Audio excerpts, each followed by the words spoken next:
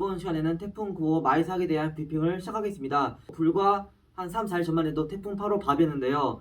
바로 어제 태풍 9호 마이삭이 새로 발생함에 따라 이번 시간부터 앞으로 태풍 마이삭이 손말 때까지 마이삭에 대한 브리핑을 진행하겠습니다. 그러면 가장 먼저 태풍 마이삭의 현황입니다.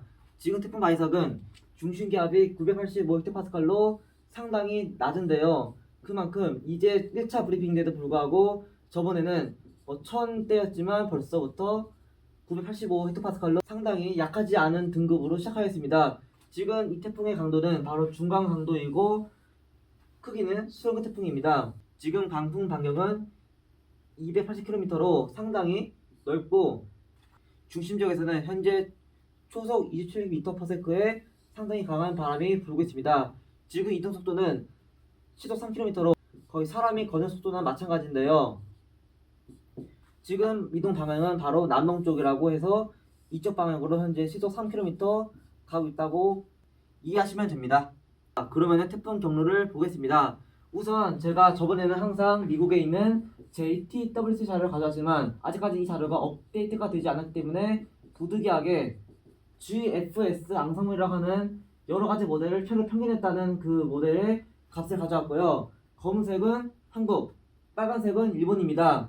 우선 미국을 보시면은 태풍 경로가 약간 좀 특이한데 태풍이 일본 오키나와 부근을 지나가다가 바로 일본 본토로 상륙해서 동해상으로 빠져나간다고 보고 있습니다. 그 다음에 일본에서는 미국이랑 좀 비슷하게 가다가 조금 더 서편화로 간 후에 곧 바로 북동진에서 일본 대마도 바로 북쪽을 통과한다고 하고 있습니다. 그 다음에 우리나라에서도 거의 일본과 비슷하게 대한해협을 따라 북상한다고 보고 있습니다. 이렇게 되면은 우리나라 남동해안은 태풍의 직접적인 영향권에 들게 됩니다. 그리고 아까 봤던 태풍 경로는 상당히 넓었기 때문에 조금 더 스케일을 낮춰봤습니다. 지금 여기 있는 검색 선이 바로 우리나라이고 빨간 선은 일본, 그리고 주황색 선은 미국 GFS 앙상블입니다. 지금 잘 보시면은 대마도를 지나가거나 혹은 부산 앞바다를 지나가거나 혹은 일본 본토 상륙해서 동상으로 가거나가 지금 현재 삼국의 차이인데요. 우리나라 진로들을 좀 더 스케일 다운하자면은 바로 이렇게 부산 앞바다를 지나간다고 모의하고 있습니다. 이렇게 되면은 제가 저번에 강의했던 자료에 의하면은 부산을 포함한 남동해안 지역이 상당히 위험하게 됩니다. 특히 이러한 태풍 경로는 남쪽이기 때문에 태풍이 곧장 강한 세력을 유지한 채 바로 우리나라 남해안에 상륙하는 거에서 굉장히 위험하다는 것인데요. 특히 태풍의 경로가 부산 남부 내륙을 관통하게 되면은 곧장 남동풍이 불어오기 때문에 부산 지역에서는 매우 강한 바람이랑 매우 강한 비가 오게 되고 혹은 태풍 자체가 부산 앞바다를 지나게 되면은 부산 지역에서는 비는 조금 덜하겠지만 그래봐야 몇 미리 차이로 여전히 많은 비이고 대신에 울산 지역이 상당히 위험해집니다. 과거 2016년도 태풍 사바 때 울산 태화강이 범람했는데요. 이러한 경우가 바로 이때 유형이었습니다. 즉 만약 이번 태풍 발삭이 이와 같은 경로로 가게 된다면은 부산을 포함한 울산 지역에서는 굉장히 큰 피해가 우려돼서 상당히 예의주시해야 할 태풍이라고 보고 있습니다. 그러면은 태풍의 위성 영상을 보겠습니다. 지금 잘 보시면은 아직 중심부에는 눈이 없는데요.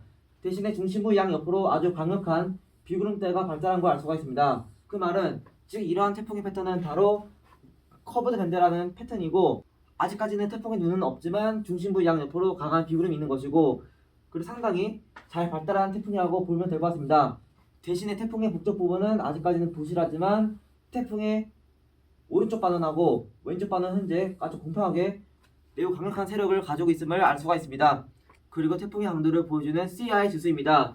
CI 지수가 높으면은 이는 강한 태풍이고 CI 지수가 낮으면은 약한 태풍이라고 이해하시면 됩니다. 지금 태풍 마이삭의 CI 지수는 3.5로 가볍게 있는데요.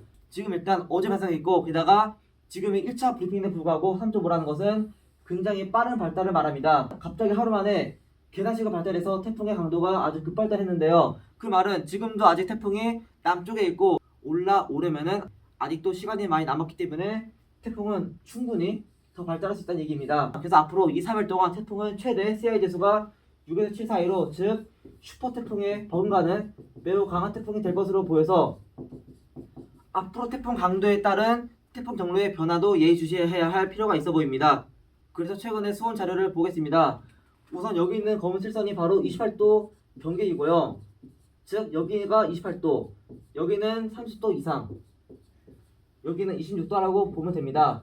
지금 태풍 말삭이 있는 곳에서는 수온이 아주 높은 곳에 있기 때문에 지금 아주 빠르게 급발달한 것으로 보이고, 앞으로 태풍이 북상하게 되는 경우를 보면은 여전히 28도가 넘기 때문에 태풍 자체는 약화되지 않고 계속 발달하면서 올 것입니다. 게다가 28도 경계선이 남해상까지 부상했다는 것은, 즉 태풍 말삭이 부산에 오기 직전까지 계속 발달한 채로 혹은 그 세력을 유지한 채 오기 때문에 아주 위험하다는 것입니다. 그나마 전에 북상했던 태풍 바비는 서해상의 낮은 수온 덕분에 빠르게 약화되었는데요. 다만 이번 태풍 마이삭은 여전히 강한 세력으로 곧장 남해안을 때리기 때문에 아주 심히 우려되는 것입니다. 앞으로 향후 이동 속도에 의한 쿨풀 가능성이라든지 혹은 갑자기 연직 시야가 강해지는 걸 제외하고는 태풍 자체는 약화될 조짐이 없어서 계속 예주시해야 할 필요가 있고요. 그나마 한 가지 희망은 태풍의 강도가 약해지면은 조금 동편에 일본을 갈 수 있고, 혹은 강해지면은 중국으로 갈 수 있기 때문에 향후 태풍의 강도에 따라서 태풍 경로가 바뀔 수 있다는 점을 알아두시기 바랍니다.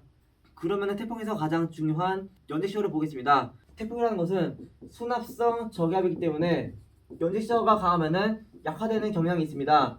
지금 잘 보시면은 태풍 말삭이 있는 부분에서는 연직시효가 10에서 20을 가량 크고 있습니다. 그 말은 현재 태풍 말삭이 있는 곳에서는 연직시효가 상당히 강한 편이었는데요. 문제는 이름에도 불구하고 태풍 자체가 계단식을 발달했다는 것은 그 부분의 수온이 너무 높아서 그런 것이고, 앞으로 태풍 자체가 연식시야가 낮은 곳을 지나기 때문에 이 부분에서 태풍 자체가 아주 더 빠르게 발달할 것으로 보여서 굉장히 걱정되는 것입니다. 특히 지금 보시면은 우리나라 부분에서는 연식시야가 매우 낮은데요. 현재 우리나라 상층에서는 티베트에서 발원된 높은 고기압대가 지배하고 있어서 상층과 하층 간의 바람 시야가 굉장히 적어졌습니다.